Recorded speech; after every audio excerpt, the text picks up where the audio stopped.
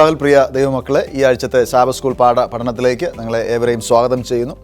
നാം ഈ ക്വാർട്ടറിൽ പഠിച്ചുകൊണ്ടിരിക്കുന്നത് ദൈവത്തിൻ്റെ സ്നേഹവും നീതിയെയും കുറിക്കുന്ന പാഠങ്ങളാണ്.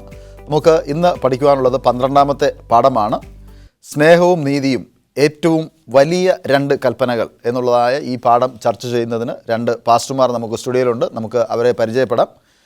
ഒപ്പം നിങ്ങളെ ഏവരെയും ഇന്നത്തെ ഈ ചർച്ചയിലേക്ക് സ്വാഗതം ചെയ്യുന്നു.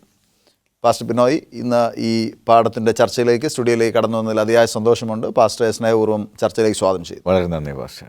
അതുപോലെ പാസ്റ്റർ ഡോണി മാത്യു ഇന്ന് ഞങ്ങളോടൊപ്പം ഉള്ളതിൽ അതിയായ സന്തോഷമുണ്ട്. ഈ ചർച്ചയിലേക്ക് പാസ്റ്ററേയും സ്നേഹപൂർവ്വം സ്വാഗതം ചെയ്തു. ഈ ലോകത്തിൽ കഷ്ടതയും പ്രയാസവും ധാരാളം ഉണ്ട്. അത് നമുക്ക് ഇല്ല എന്ന് പറയുവാൻ തക്കവണ്ണം ആർക്കും ഈ ലോകത്തിലുള്ളതായ ഒരു മനുഷ്യനും സാധിക്കുകയില്ല. എന്നാൽ വ്യക്തിപരമായും ചെറിയ തോതിലും വലിയ തോതിലും കോർപ്പറേറ്റ് മേഖലകളിലും സംഘടിതമായുള്ളതായ പീഡനങ്ങളും പ്രയാസങ്ങളുമൊക്കെ നടക്കുന്നുണ്ട്. ദൈവമക്കൾ എന്ന നിലയിൽ നാം അതിനെ എങ്ങനെ തരണം ചെയ്യണം, നാം അതിനെ എങ്ങനെ നോക്കിക്കാണണം എന്നുള്ളതാണ് ഈ പാഠത്തിൻ്റെ അന്തസത്തയായിട്ട് നമുക്ക് പഠിക്കുവാൻ ഉള്ളത്. മനപ്പാഠവാക്യമായി നമുക്ക് നൽകപ്പെട്ടിരിക്കുന്നത് യോഹന്നാൻ്റെ 1-ാം ലേഖനം 4-ാം അധ്യായം അതിൻ്റെ 20-ാമത്തെ വാക്യമാണ്. ഞാൻ ദൈവത്തെ സ്നേഹിക്കുന്നു എന്ന് പറയുകയും തൻ്റെ സഹോദരനെ പകയ്ക്കുകയും ചെയ്യുന്നവൻ കള്ളനാകുന്നു. താൻ കണ്ടിട്ടുള്ള സഹോദരനെ സ്നേഹിക്കാത്തവന് കണ്ടിട്ടില്ലാത്ത ദൈവത്തെ സ്നേഹിപ്പാൻ കഴിയുന്നതല്ല. പാസ്റ്റർ ബിനോയ്, ദൈവത്തെ സ്നേഹിക്കുക എന്ന് പറയുന്നത് അതൊരു വലിയ കാര്യമാണ്. സഹോദരനെ സ്നേഹിക്കുക എന്ന് പറയുന്നത് അതിനേക്കാളും ബൃഹത്തായ ഒരു കാര്യമാണ്. ദൈവത്തിൻ്റെ സന്നിധിയിൽ, കർത്താവ് യേശുക്രിസ്തുവിൻ്റെ സന്നിധിയിൽ ഒരു മനുഷ്യൻ വന്ന് ഏറ്റവും വലിയ 2 കൽപ്പനകൾ ഏതാണ് എന്ന് ചോദിക്കുകയുണ്ടായി. ദൈവത്തിൻ്റെ വചനം എന്താണ് പറയുന്നത്? ദൈവത്തിൻ്റെ വചനം പറയുന്നത്,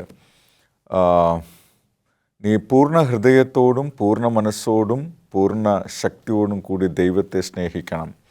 ഇതാകുന്നു വലിയതും ഒന്നാമത്തേതുമായ കൽപ്പന. രണ്ടാമത്തേത് അതിനോട് സമം, കൂട്ടുകാരനെ നിന്നെപ്പോലെ തന്നെ സ്നേഹിക്കണം. ഈ 2 കൽപ്പനകളിൽ സകല ന്യായപ്രമാണവും പ്രവാചകന്മാരും അടങ്ങിയിരിക്കുന്നു എന്നാണ് ബൈബിൾ പറയുന്നത്. സ്നേഹമാണ് കൽപ്പന, സ്നേഹമാണ് പ്രധാനപ്പെട്ട കാര്യം. സ്നേഹത്തിൽ അധിഷ്ഠിതമായിട്ടുള്ളതായ ഈ 2 കൽപ്പനയെക്കുറിച്ചാണ് കർത്താവ് യേശു ക്രിസ്തു പറഞ്ഞത്. പാസ്റ്റർ ഡോണി, കർത്താവ് യേശു ക്രിസ്തുവിൻ്റെ അടുത്ത് വന്നതായ യുവ ഭരണ അധികാരിയോടാണ് കർത്താവ് യേശു ക്രിസ്തു ഈ 2 കൽപ്പനകൾ പറയുന്നത്. മറ്റൊരു അഭിഭാഷകനോട് കർത്താവ് പറഞ്ഞു, മറ്റു ചില കാര്യങ്ങൾ പറഞ്ഞു. ഇവ 2ഉം കൂടെ എങ്ങനെയാണ് ബന്ധിക്കാൻ സാധിക്കുന്നത്? ഇവിടെ രണ്ടുപേരുടെയും ഉദ്ദേശം ചോദ്യം ഒന്ന് തന്നെയാണ്. 2 രീതിയിലായിരുന്നു. 2 രീതിയിലാണെന്ന് മാത്രമേ ഉള്ളൂ. പക്ഷേ മറുപടിയും ഏതാണ്ട് ഒരു കാര്യം തന്നെയാണ്. രണ്ടുപേരോടും കൽപ്പന അനുസരിക്കാനാണ് പറഞ്ഞിരിക്കുന്നത്. അപ്പോൾ ഇവിടെ ഒരു ചോദ്യം, കൽപ്പന ഏത് കൽപ്പന വലുതായിരുന്നെന്നായിരുന്നു. കർത്താവ് 10 കൽപ്പനയുടെ 2 ഭാഗത്തെ, അതിനെ 2 ഭാഗമായി കാണിക്കുകയാണ്. അതിൽ 1-ാമത്തെ ഭാഗം ദൈവമായിട്ടുള്ള ബന്ധം, മനുഷ്യനും ദൈവമായിട്ടുള്ള ബന്ധത്തെക്കുറിച്ച് കാണിക്കുന്നതാണ്. ആദ്യത്തെ 4 കൽപ്പനകൾ. അതാണ് കർത്താവ് യേശുക്രിസ്തു ഇവിടെ 1-ാമത്തെ ഏറ്റവും വലിയ കൽപ്പന ഏതാണെന്ന് പറഞ്ഞതും. 2-ാമത്തെ കൽപ്പന 5 മുതൽ 10 വരെയുള്ള കൽപ്പനയെ കാണിക്കുകയാണ്. അത് മനുഷ്യനും തമ്മിലുള്ള ബന്ധം. അപ്പോൾ ഈ 2 ബന്ധവും മനുഷ്യർക്ക് ഉണ്ടാകണമെങ്കിൽ, ഒന്ന്, നമുക്ക് ആദ്യത്തെ ബന്ധം ദൈവമായിട്ടുണ്ടാകണം. ദൈവമായിട്ടൊരു ബന്ധം ഉണ്ടായാൽ മാത്രമേ നമുക്ക് മനുഷ്യനായിട്ട് ബന്ധം ഉണ്ടാകത്തുള്ളൂ. ഇല്ലെങ്കിൽ തിരിച്ചുണ്ടാകുന്നത് അപൂർവമാണ്. ഉണ്ടായാൽ പോലും അത് യഥാർത്ഥമല്ല. അപ്പോൾ ദൈവം പറഞ്ഞു കൊടുത്തത് എന്താണ്? മനുഷ്യനെ സ്നേഹിക്കുക. ഒരുത്തനോട് പറഞ്ഞ് നിനക്കുള്ളതെല്ലാം വിറ്റ് ദരിദ്രർക്ക് കൊടുക്കാൻ പറഞ്ഞു. ഇവിടെ പറഞ്ഞു 1-ാമത്തെ കൽപ്പന ദൈവത്തെ അനുസരിക്കുന്നതാണ്. 2-ാമത്തത് അതിൻ്റെ 2 പറയാൻ പറ്റത്തില്ല, അതിനോട് സമം. ഒന്ന് മറ്റതിനോട് സമം എന്ന് പറഞ്ഞാൽ 2ഉം തുല്യമാണ്. ഇതില്ലാതെ ഇതില്ല, ഇതില്ലാതെ ഇതുമില്ല. 1-ാമത്തതില്ലെങ്കിൽ 2 അപ്പോൾ 1-ാമത്തതുണ്ടെങ്കിൽ 2ഉണ്ട്. 2നും ഒരേ വാല്യൂ ആണുള്ളത്. ആ വാല്യൂ നമ്മൾ മനസ്സിലാക്കണം എന്നതാണ് ഈ മറുപടിയിലൂടെ ദൈവം ആഗ്രഹിച്ചത്. ദൈവം ആരാധനയ്ക്ക് യോഗ്യനാണെന്നും ദൈവം സ്നേഹമാണെന്നും നമ്മൾ ദൈവത്തെ സ്നേഹിക്കണമെന്നും ആ സ്നേഹം പ്രതിഫലിപ്പിക്കേണ്ടത് മനുഷ്യരിലൂടെയാണ്. പാസ്റ്റർ, ദൈവം സ്നേഹമാകുന്നു. അതുകൊണ്ടാണ് ദൈവിക കൽപ്പന സ്നേഹമായിരിക്കുന്നതും ദൈവത്തിൻ്റെ സംവിധാനങ്ങളെല്ലാം സ്നേഹത്തിൽ അധിഷ്ഠിതമായും ഇരിക്കുന്നത്. ഒരു മനുഷ്യൻ, ഈ നമ്മുടെ ചർച്ചാ വിഷയത്തിലുള്ളതായ കാര്യം തന്നെ, ഒരു ഭരണാധികാരി കർത്താവിനോട് വന്ന് ചോദിച്ചു, കൽപ്പന അനുസരിക്കുവാൻ തക്കവണ്ണം പറഞ്ഞു. കർത്താവ് പറഞ്ഞു, നിനക്കൊരു കുറവുണ്ട്, നിനക്ക് ഉള്ളതെല്ലാം വിറ്റ് നീ വന്ന് എന്നെ അനുഗമിക്കാൻ പറയുന്നു. കർത്താവ് അങ്ങനെ എല്ലാം വിറ്റ് ഒരുവൻ വന്ന് കർത്താവിനെ അനുഗമിക്കണം എന്ന് പറയുന്നു. അത് വേദപുസ്തകത്തിൽ എക്സ്പ്ലിസിറ്റായിട്ട് പറയുന്നതായ ഒരു കാര്യമാണ്. നമുക്ക് ഉള്ളതെല്ലാം വിറ്റ് അനുഗമിക്കുവാൻ കർത്താവ് നമ്മോട് ആവശ്യപ്പെടുന്നുണ്ടോ? സർവസംഘ പരിത്യാഗി ആകുക എന്നുള്ളതല്ല, പക്ഷേ ദൈവത്തിൻ്റെ സാമ്പത്തിക ശാസ്ത്രം പഠിക്കണമെന്നുള്ളതാണ്. ദൈവം നമ്മളോട് പറഞ്ഞിട്ടുള്ളത് അന്നന്നേക്കുള്ള ആഹാരം അന്നന്ന് തരണമേ എന്നുള്ളതാണ്. ആകയാൽ നിങ്ങൾ എന്ത് കുടിക്കും എന്ത് ഉടുക്കുമെന്ന് വിചാരപ്പെടരുത്, മുമ്പേ എൻ്റെ രാജ്യവും നീതിയും അന്വേഷിപ്പിൻ, സകലവും ഞാൻ നിങ്ങൾക്ക് നൽകും. കാക്കളെ നോക്കുവിൻ, വിതയ്ക്കുന്നില്ല, കൊയ്യുന്നില്ല, കളപ്പുരയിൽ കൂട്ടിവെക്കുന്നുമില്ല, ഞാൻ അതിനെ പോറ്റി പുലർത്തുന്നു എന്ന് പറയാണ്. രണ്ടാമതായി ദൈവത്തിൻ്റെ സാമ്പത്തിക ശാസ്ത്രം പറയുന്നത് അന്നന്ന് ഓരോ ദിവസവും ദൈവം നടത്തുമെന്നുള്ളതാണ്. എന്ന് വെച്ച് കഴിഞ്ഞാൽ നമ്മുടെ സർവൈവലിന് ആവശ്യമായ കാര്യങ്ങൾ ദൈവം പ്രൊവൈഡ് ചെയ്യും.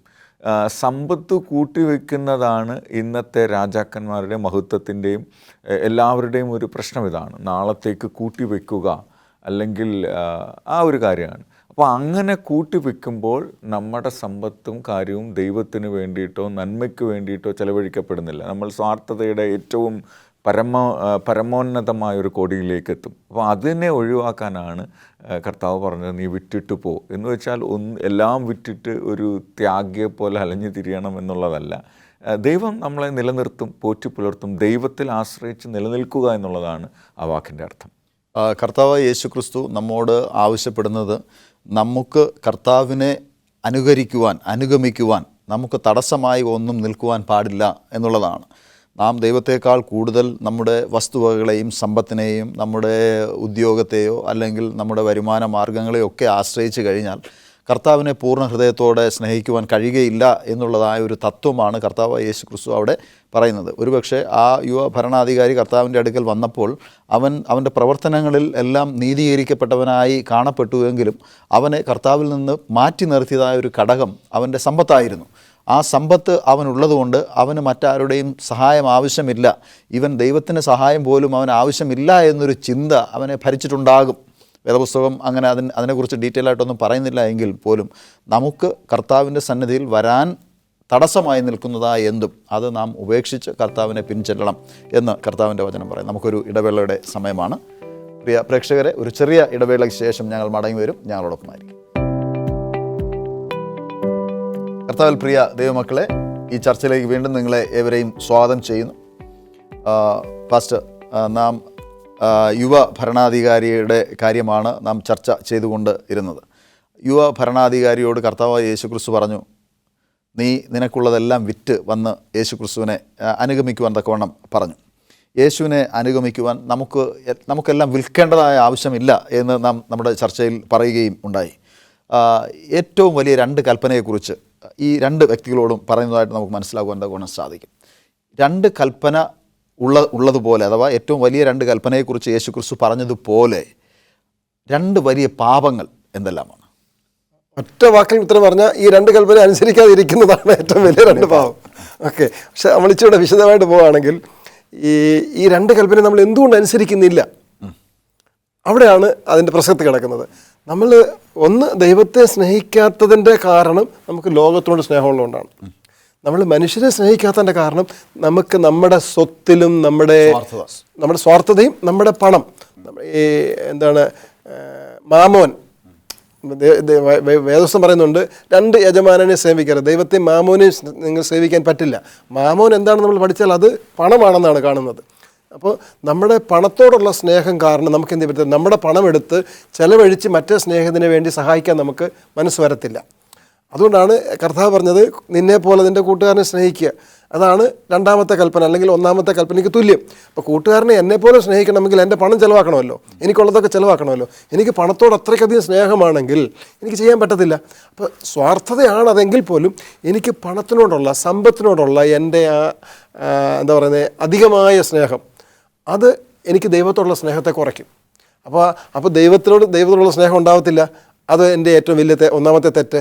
രണ്ടാമത്തെ എൻ്റെ അടുത്ത പാവം എന്താണ്, ദൈവത്തെ ഞാൻ സ്നേഹിക്കാത്തതുകൊണ്ട് തന്നെ എനിക്ക് മനുഷ്യരോട് യാതൊരു സ്നേഹവും. ഞാൻ എന്നെ മാത്രം സ്നേഹിക്കും, അല്ലെങ്കിൽ എന്നെയും ഞാൻ സ്നേഹിക്കുന്നില്ല. എന്നെ ഞാൻ സ്നേഹിക്കുകയാണെങ്കിൽ എൻ്റെ ശരീരം ദൈവത്തിൻ്റെ മന്ദിരമാണെന്നെങ്കിലും ഞാൻ ഓർത്ത് ശരീരത്തെ ഞാൻ സൂക്ഷിക്കണം. അതും ഞാൻ ചെയ്യത്തില്ല. പകരം എന്ത് ചെയ്യും, ഞാൻ പണത്തെ മാത്രം സ്നേഹിക്കും. പണം സമ്പാദിക്കുക കൂട്ടി വെക്കുക, അതിങ്ങനെ നമ്മൾ അങ്ങനെ ഒരു ഉപമ കർത്താവ് പറഞ്ഞത് ബൈബിളിലുണ്ട്. അപ്പം അതാണ് ഏറ്റവും വലിയ പാപം.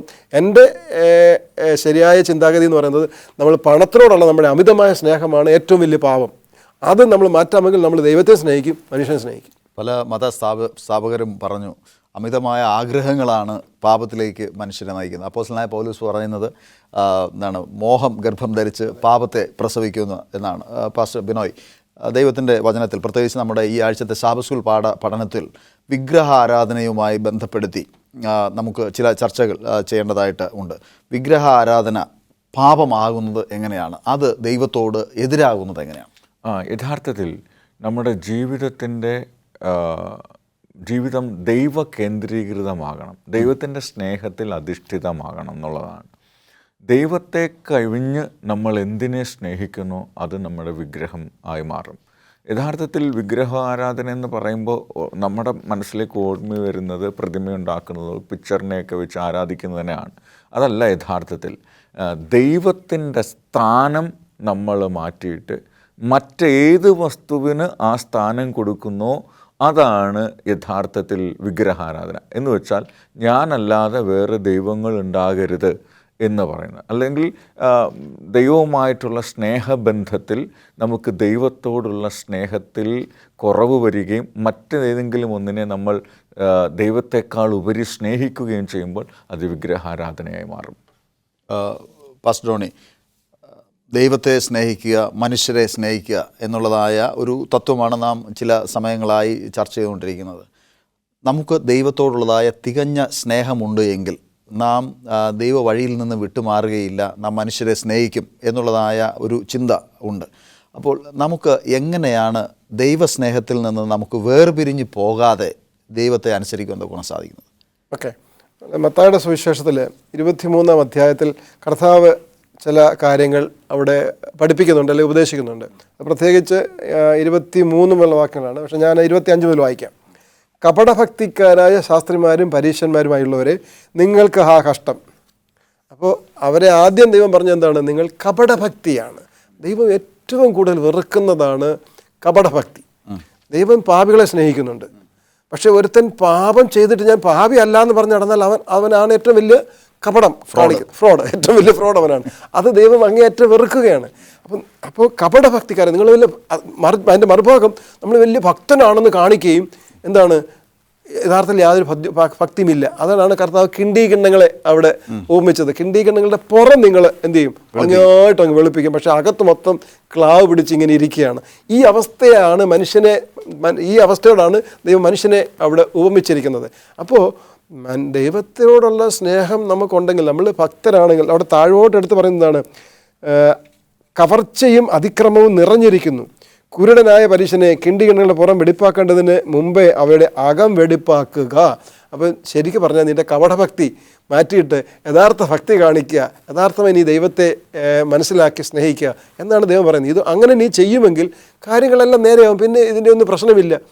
അതാണ് ദൈവം പറയുന്നത്. അപ്പം നമ്മൾ കപടഭക്തി പാടില്ല. നമ്മൾ ദൈവത്തിന് മുമ്പാകെ നമ്മൾ എങ്ങനെയാണോ ആ അവസ്ഥ നമ്മളെ കൊടുക്കുകയും ദൈവത്തിന് നമ്മളെ മാറ്റാൻ കഴിയുകയും ചെയ്യും. അത് നമ്മൾ അനുവദിച്ചു കൊടുത്താൽ മതി. പാസ്റ്റർ ബിനോയ്, ഇവിടെ മീഖ പ്രവാചകൻ ഇതുമായി ബന്ധപ്പെട്ട് ഒരു വലിയ പ്രസ്താവന നടത്തുകയാണ്. മീഖ പ്രവചനം 6-ാം അധ്യായം 8-ാം വാക്യത്തിൽ നാം ഇത് അനുവർത്തിക്കുകയാണെങ്കിൽ നമ്മുടെ സ്വകാര്യ ജീവിതങ്ങളും നമ്മുടെ സാമൂഹിക ജീവിതങ്ങളും നമ്മുടെ കൂടിവരവുകളുമൊക്കെ എപ്രകാരം സ്നേഹം ഉള്ളതായിത്തീരും? മൈഖ 6:8 പറയുന്നത്, നല്ലതെന്തെന്ന് അവൻ നിനക്ക് കാണിച്ചു തന്നിരിക്കുന്നു, ന്യായം പ്രവർത്തിപ്പാനും ദയാതൽപരനായിരിക്കാനും നിൻ്റെ ദൈവത്തിൻ്റെ സന്നിധിയിൽ താഴ്മയോടെ നടപ്പാനുമല്ലാതെ എന്താകുന്നു യഹോവ നിന്നോട് ചോദിക്കുന്നത്? 2 കാര്യങ്ങളാണ്. നല്ലത് കാണിച്ചു തരുന്നു, ന്യായം പ്രവർത്തിക്കുക, ദയയുള്ളവനായിരിക്കുക, താഴ്മയോടെ നടക്കുക. ഇത് 3-മാണ് ദൈവം നമ്മളിൽ നിന്ന് ആഗ്രഹിക്കുന്നത്. ഇപ്പോൾ നമ്മുടെ കുടുംബത്തിലായാലും സമൂഹവും, ഇതിലാണല്ലോ സഭയുടെയും അടിസ്ഥാന ഏകകം എന്ന് പറയുന്നത്.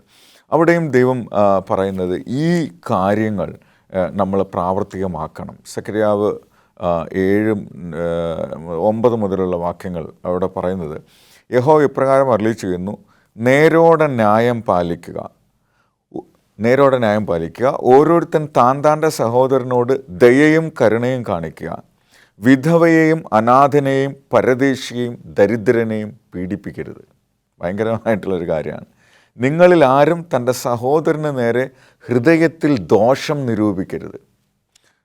എന്നാൽ ചെവി കൊടുപ്പാൻ അവർക്ക് മനസ്സല്ലായിരുന്നു. അവർ ദുശ്ശാഠ്യം കാണിക്കുകയും കേൾക്കാതെ വണ്ണം ചെവി പൊത്തിക്കളയുകയും ചെയ്തു. അവർ ന്യായപ്രമാണവും സൈന്യങ്ങളുടെ യഹോവ തൻ്റെ ആത്മാവിനാൽ പണ്ടത്തെ പ്രവാചകന്മാർ മുഖാന്തരം അയച്ച വചനങ്ങളെ കേട്ടനുസരിക്കാതെ വണ്ണം ഹൃദയങ്ങളെ വജ്രം പോലെ കടുപ്പമാക്കി. ഇതാണ് ഏറ്റവും വലിയ പ്രശ്നം. ഒരു ചെറിയ ഇടവേളയുടെ സമയമാണ്. പ്രിയ പ്രേക്ഷകരെ, ഒരു ചെറിയ ഇടവേളയ്ക്ക് ശേഷം ഞങ്ങൾ മടങ്ങി വരും. ഞങ്ങളോടൊപ്പം കർത്താവിൽ പ്രിയ ദൈവമക്കളെ, ഈ ചർച്ചയിലേക്ക് വീണ്ടും നിങ്ങളെ എവരെയും സ്വാഗതം ചെയ്യുന്നു. പാസ്റ്റർ ഡോണി, നാം കർത്താവായ യേശു ക്രിസ്തുവിൻ്റെ നീതിയെയും കർത്താവായ യേശു ക്രിസ്തു നമുക്ക് നൽകിയിരിക്കുന്നതായ സ്നേഹത്തെയും പരിപാലിക്കുന്നതിനെക്കുറിച്ചും കൂടെയാണ് നാം ചർച്ച ചെയ്തുകൊണ്ട് ഇരിക്കുന്നത്. നാം പരിഗണിക്കേണ്ടതായ ഗൗരവമേറിയ പ്രാധാന്യമുള്ളതായ കാര്യങ്ങൾ എന്താണ്? ചിലർ നാം കർത്താവ് യേശു ക്രിസ്തുവിൻ്റെ അടുക്കൽ ചെന്നപ്പോൾ യേശു ക്രിസ്തു തന്നെ പറയുന്നു, കപടഭക്തിക്കാരായ ആൾക്കാർ പറയുന്നതായ കാര്യങ്ങൾ, അവർ നിസ്സാരമായ ജീരകത്തിനും കടുകിനും പോലും ദശാംശം കൊടുക്കുകയും എന്നാൽ അവർ ചെയ്യേണ്ടതായ പ്രധാനപ്പെട്ടതായ കാര്യങ്ങൾ അവഗണിക്കുകയും ചെയ്യുന്നതായിട്ട് പറയുന്നു. ഇത്തരത്തിൽ ഈ ഒരു പശ്ചാത്തലത്തിൽ നിന്നുകൊണ്ട് നാം ഗൗരവപൂർവ്വം പരിഗണിക്കേണ്ടതായ ചില കാര്യങ്ങൾ എന്താണ്? കർത്താവ് യേശു ക്രിസ്തു അത് പറഞ്ഞത് അത് ചെയ്യാതിരിക്കുകയല്ല ചെയ്യേണ്ടത്, അത് ചെയ്യുകയും വേണം, ഇത് ചെയ്യാതിരിക്കുകയും ചെയ്യരുത് എന്ന് പറഞ്ഞാൽ രണ്ടും ഗൗരവമുള്ളതാണ്. മറ്റത് നിയമാനുസൃതമായി ദൈവത്തിന് കൊടുക്കേണ്ടതാണ്, ദശാംശം കൊടുക്കുക എന്നുള്ളത് കൊടുക്കേണ്ടതാണ്. അതിനെ നമുക്ക് മാറ്റിവെക്കാൻ ഒരു അവകാശവുമില്ല. അത് എന്തെങ്കിലും കാരണം പറഞ്ഞാൽ മാറ്റിവെക്കാൻ ദൈവം എവിടത്ത് ആവശ്യപ്പെട്ട് പറഞ്ഞിട്ടില്ല. അപ്പോൾ അതിനെ നമ്മൾ ഞാൻ നന്മ പ്രവൃത്തി ചെയ്യാൻ വേണ്ടി എൻ്റെ ദശാംശം ഉപയോഗിക്കുന്നു എന്ന് പറഞ്ഞ് അതിനെ മാറ്റാൻ പാടില്ല. ദശാംശം ദൈവത്തിനുള്ളതാണ്, അത് കൊടുക്കുക തന്നെ വേണം, അതിനൊരു സംശയമില്ല. പക്ഷേ അത് മാത്രം ചെയ്താൽ പോരാ. അത് ചെയ്യുന്ന അതേ സമയത്ത് തന്നെ നമുക്ക് ചുറ്റുപാടുമുള്ളതായ അർഹിക്കപ്പെട്ടവർക്ക് നമ്മൾ അവരെ കാണുന്നില്ലെങ്കിൽ, അവരുടെ കഷ്ടതകൾ കാണുന്നില്ലെങ്കിൽ, കർത്താവ് യേശുക്രിസ്തു എളിയവരെയും പീഡിതരെയും ഒക്കെ ആശ്വസിപ്പിക്കാനാണ് കടന്നു വന്നത്. അധ്വാനിക്കുന്നവരെയും ഭാരം ചുമക്കുന്നവരെയും ഒക്കെ ആശ്വസിപ്പിക്കാനാണ് കടന്നു വന്നത്. കർത്താവ് പറഞ്ഞത്, അധ്വാനിക്കുന്നവരും ഭാരം ചുമക്കുന്നവരുള്ളവരെ എൻ്റെ അടുക്കലുള്ളവരെയും ഞാൻ നിങ്ങളെ ആശ്വസിപ്പിക്കാം. അപ്പോൾ ജനത്തിന് എന്താണോ, നമുക്ക് ചുറ്റുപാടുമുള്ള ആളുകൾ നമ്മുടെ സഹോദരങ്ങളാണ്, നമ്മുടെ ആത്മീയ സഹോദരങ്ങളാണ്, നമ്മുടെ ഒരു കുടുംബത്തിലെ അംഗമാണ്. അവരുടെ ആവശ്യങ്ങൾ നമുക്ക് കണ്ടില്ലെന്ന് വെക്കുകയും അതല്ല ഞാനങ്ങ് ദശാംശം കൊടുക്കാൻ പോവാണ് എന്ന് പറഞ്ഞാൽ അതിലർത്ഥമില്ല. അവിടെ അത് പിന്നെയും കപടഭക്തിയാണ്. അപ്പം ദൈവം ശരിക്കും പറഞ്ഞത് നമ്മുടെ കപടഭക്തിയെ ദൈവം അവിടെ അഡ്രസ്സ് ചെയ്യുകയാണ്. നമ്മൾ ചെയ്യേണ്ടത് ചെയ്യുകയും ഇത് അതുപോലെ തന്നെ പ്രാധാന്യമുള്ളതാണ്. അല്ലെങ്കിൽ വേണമെങ്കിൽ ഒരു പടത്തൂക്കം മുൻതൂക്കം ഇതിന് കൊടുക്കാം, ഇത് കൊടുത്തിട്ട് മറ്റൊരു ചെയ്യും എന്ന് വേണമെങ്കിൽ അതിനെ നമുക്ക് പറയാം, അങ്ങനെ വ്യാഖ്യാനിച്ചാലും കുഴപ്പമൊന്നുമില്ല. പക്ഷേ രണ്ടും മാറ്റിവെക്കാൻ പാടില്ല. പാസ്റ്റർ, വേദപുസ്തകത്തിൽ കർത്താവ് യേശു ക്രിസ്തു നല്ല ശമരക്കാരൻ ആര് എന്ന് കാണിക്കുന്നതിന് വേണ്ടി ഒരു ഉപമ പറയുകയുണ്ടായി. യഹൂദന്മാരോട് കർത്താവ് യേശു ക്രിസ്തു മറിച്ച് ചോദിക്കുകയും ചെയ്യുന്നു, ഇതിൽ നല്ല ശമരക്കാരൻ ആര് എന്ന് ചോദിക്കുന്നു. ഈ ഉപമയിൽ നിന്ന് കർത്താവ് യേശു ക്രിസ്തുവിൻ്റെ നീതിയെയും കരുണയെയും നമുക്ക് എങ്ങനെ പഠിക്കുവാൻ സാധിക്കും? തീർച്ചയായിട്ടും ദൈവം നേരോടെ ന്യായം വിധിക്കുന്ന ദൈവമാണ്. എല്ലാ കാര്യങ്ങളെയും ദൈവം നേരോടെയാണ് വിധിക്കുന്നത്. നല്ല ശമരിയാക്കാരൻ്റെ കഥയിൽ പല ആളുകളും അവരുടേതായ സൗകര്യങ്ങൾക്ക് പ്രാധാന്യം കൊടുക്കുമ്പോഴും ദൈവം അനാഥരെ അല്ലെങ്കിൽ നിസ്സഹായരെ, ഒപ്രസ്ഡ് ആയിട്ടുള്ളവരെ, പാർശ്വവൽക്കരിക്കപ്പെട്ടവരെ ഒക്കെ ഒപ്പം നിർത്തുകയും അവരെ കരുതുകയും ചെയ്യുന്നതിനെക്കുറിച്ച് നമുക്കിവിടെ കാണാം. അതായത് ദൈവം പക്ഷപാതപരമായി ഇടപെടുന്നില്ല, എല്ലാ മനുഷ്യരെയും ഒന്നായി കാണുന്നു, എല്ലാ മനുഷ്യരെയും കൂടെ നിർത്തുന്നു, ചേർത്ത് നിർത്തുന്നു. അതാണ് യഥാർത്ഥത്തിൽ സ്നേഹം, ദൈവസ്നേഹത്തിൻ്റെ ഏറ്റവും പ്രധാനപ്പെട്ട ഉദാഹരണവും ദൈവത്തിൻ്റെ നീതി. അതുകൊണ്ടാണ് ദൈവത്തിൻ്റെ നീതിയോടെയും ന്യായത്തോടെയും വിധിക്കുമെന്ന് പറയുന്നത്. പാസ്റ്റർ, ദൈവം നീതിമാനാണ്, ന്യായാധിപനാണ്. ദൈവം ന്യായത്തോടുകൂടെ നീതി നടത്തുന്നതായ ഒരു വ്യക്തിയാണ്. നമ്മുടെ സാമൂഹിക ജീവിതത്തിൽ വ്യക്തിപരമായി നമുക്ക് ആവശ്യം വരുമ്പോൾ നാം എങ്ങനെയാണ് ഒരാളെ ചെന്ന് കാണുന്നത്, അല്ലെങ്കിൽ ആരെ ചെന്ന് കാണണമെന്നാണ് ദൈവം പറഞ്ഞിരിക്കുന്നത്? നമ്മുടെ അടുക്കൽ വരുന്നതായ വ്യക്തികളോട് നാം എങ്ങനെയാണ് ഇടപെടേണ്ടത്? കർത്താവ് യേശു ക്രിസ്തു ഈ ഭൂമിയിൽ വന്നത് നമ്മുടെ പാപങ്ങൾക്ക് പരിഹാരമാകാനാണ്, അതിന് സംശയമൊന്നുമില്ല. എന്നാൽ കർത്താവിൻ്റെ യേശുക്രിസ്തുവിൻ്റെ ജീവിതം നമ്മളെ ഒരുപാട് കാര്യങ്ങൾ പഠിപ്പിക്കാൻ കർത്താവ് യേശുക്രിസ്തു ഉപയോഗിച്ചു. അപ്പോൾ നമ്മളെ പഠിപ്പിക്കാൻ ഉപയോഗിച്ചെന്ന് പറഞ്ഞതിൻ്റെ അർത്ഥം നമ്മൾ പഠിക്കണമെന്നാണ്. റൈറ്റ്. എന്ന് വെച്ചാൽ നമ്മൾ അനുവർത്തിക്കണം, നമ്മൾ മാതൃകയാക്കണം, നമ്മൾ അത് പിന്തുടരണം എന്നാണ് അതിൻ്റെ അർത്ഥം. കർത്താവ് യേശുക്രിസ്തു ചെയ്തത് എന്താണ്? പാപികളോട് കൂടെ ഇടപഴകിയിട്ട് അവരുടെ പാപത്തെ ശാസിക്കുകയും അതിനെ ക്ഷമിക്കുന്ന അവസ്ഥ, അല്ലെങ്കിൽ അവർക്കൊരു മാനസാന്തരം കൊണ്ടുവരാൻ ദൈവം അവിടെ പ്രവർത്തിച്ചു. നമ്മളും സമൂഹത്തിൽ ഇടപഴകണം. സമൂഹത്തിലുള്ളവരോട് എന്താ പറയുന്നത്, ദുരിതം അനുഭവിക്കുന്നവരുടെ, പ്രയാസം അനുഭവിക്കുന്നവരുടെ കർത്താവ് യേശുക്രിസ്തു എന്താണോ ചെയ്തത് അത് നമ്മൾ ചെയ്യാൻ ബാധ്യസ്ഥമാണ്. കർത്താവ് യേശുക്രിസ്തു നിയമം ഒന്നും ലംഘിച്ചില്ല. നിയമമെല്ലാം, അതായത് അന്ന് നിലവിലിരുന്നതായ 10 കൽപ്പനകൾ കർത്താവ് യേശുക്രിസ്തു ഒരെണ്ണം പോലും ലംഘിച്ചില്ല. അത് നിലനിർത്തിക്കൊണ്ട്, അല്ല അത് നിവർത്തിച്ചുകൊണ്ട് തന്നെ നീതി പാലിച്ചു കൊടുത്തു, എല്ലാവരുടെയും സ്നേഹം കാണിച്ചു കൊടുത്തു എന്ന് നമുക്ക് പറയാൻ കഴിയും. ചേർത്ത് പറഞ്ഞാൽ കർത്താവ് യേശുക്രിസ്തു ഞാൻ മാറ്റാനല്ല വന്നത്, നിവർത്തിപ്പാനോ, എന്ന് വെച്ചാൽ ടു അപ്ഹോൾഡ് അല്ലോ, അതിനെ എന്ത് ചെയ്യാൻ, അതിൻ്റെ അന്തസത്തയെ എടുത്തു കാണിക്കാനാണ് കർത്താവ് യേശുക്രിസ്തു വന്നത് എന്ന് ആ വേദഭാഗം പറയുന്നുണ്ട്. സങ്കീർത്തന പുസ്തകങ്ങൾ നമ്മൾ വായിച്ച പറയുന്നത് കർത്താവ് യേശുക്രിസ്തുവിൽ ആശ്രയിക്കുന്നത് അതൊരു അഭയകോട്ടയാണ്, സങ്കേതമാണ്. അപ്പോൾ കർത്താവ് യേശുക്രിസ്തു എല്ലാവർക്കും ഒരു അഭയകോട്ടയാണെന്ന് നമ്മൾ എന്ത് ചെയ്യണം, നമ്മുടെ ജീവിതം കൊണ്ട്, നമ്മുടെ അനുഭവം കൊണ്ട് അവരെ പഠിപ്പിക്കണം. അപ്പോൾ കർത്താവ് യേശുക്രിസ്തുവിൻ്റെ ജീവിതവും കർത്താവ് യേശുക്രിസ്തുവിൻ്റെ അനുഭവവും മറ്റുള്ളവരുമായിട്ട് നമ്മൾ ഇടപഴകുമ്പോൾ കർത്താവ് യേശുക്രിസ്തു എന്തായിരുന്നു എന്നത് നമ്മുടെ ജീവിതം കൊണ്ട്, നമ്മുടെ അനുഭവം കൊണ്ട് നമ്മൾ പഠിപ്പിക്കാൻ ബാധ്യസ്ഥരാണ്. അത് നമ്മൾ പഠിപ്പിക്കണം. കർത്താവ് യേശുക്രിസ്തുവിൻ്റെ ജീവിതം നമ്മുടെ ജീവിതത്തിൻ്റെ ഭാഗമായി തീർന്നാൽ, അഥവാ യേശുക്രിസ്തു ജീവിച്ചതുപോലെ നാം ജീവിക്കുകയാണെങ്കിൽ നമ്മുടെ പ്രസംഗത്തെക്കാൾ ശക്തിമത്തമായി തീരും നമ്മുടെ സാക്ഷ്യം. അതിന് നമ്മെ ദൈവം സഹായിക്കട്ടെ, നമ്മുടെ പ്രേക്ഷകരെയും ദൈവം അതിന് സഹായിക്കട്ടെ എന്ന് പ്രാർത്ഥിക്കുന്നു. നമുക്ക് ബിനോയ് സാറിന് വേണ്ടി പ്രാർത്ഥിക്കാം. ഞങ്ങളെ സ്നേഹിക്കുന്ന സ്വർഗീയ പിതാവേ, കർത്താവെ, നീ സ്നേഹിച്ചതുപോലെ സ്നേഹിക്കാനും, നീ ജീവിച്ചതുപോലെ ജീവിക്കാനും, നീ ക്ഷമിച്ചതുപോലെ ക്ഷമിക്കാനും, നീ സഹിച്ചതുപോലെ സഹിക്കാനും അങ്ങയുടെ ഭാവം ഞങ്ങളിൽ ഉണ്ടാകാൻ ഞങ്ങൾ സ്വയം സമർപ്പിക്കുന്നു. അവിടുന്ന് ഞങ്ങളെ സ്വീകരിക്കണമേ. ആമേൻ. ഈ ചർച്ചയിൽ പങ്കെടുത്തതിന് പാസ്റ്റർ ഡോണിയെ ദൈവനാമത്തിൽ നന്ദി പറയുന്നു. Pastor Binoy, thank you. വളരെ നന്ദി പാസ്റ്റർ. കർത്താവിൽ പ്രിയ ദൈവമക്കളെ, കർത്താവ് യേശുക്രിസ്തു ഈ ഭൂമിയിൽ വന്ന് കർത്താവിനെ അനുകരിക്കുന്നതായ ഓരോ വ്യക്തികളും എപ്രകാരം ജീവിക്കണം എന്ന നല്ല മാതൃക നമുക്ക് കാണിച്ചു തന്നു. ആ മാതൃക പിൻപറ്റുവാൻ കർത്താവ് നമ്മെക്കൊണ്ട് ആഗ്രഹിക്കുന്നു.